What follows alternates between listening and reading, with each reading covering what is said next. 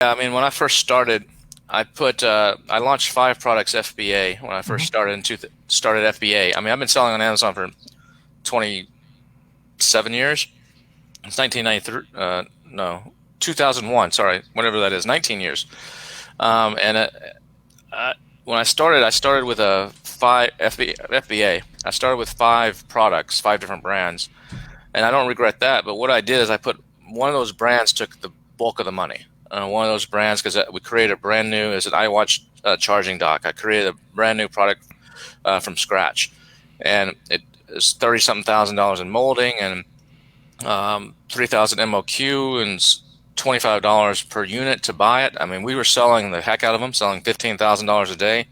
Christmas 2015. It was a good product, but I was undercapitalized to really make that thing go like it needs to go, and so I could not keep up, and so I ended up um, not able to maintain that product because. So I wish I would have taken, let's say we started with $100,000 and I dumped 60,000 of it into that product and 40,000 in the other four. I wish I would have spread that out more evenly, and I think I could have had a better success. So that's one of Mhm. my biggest regrets.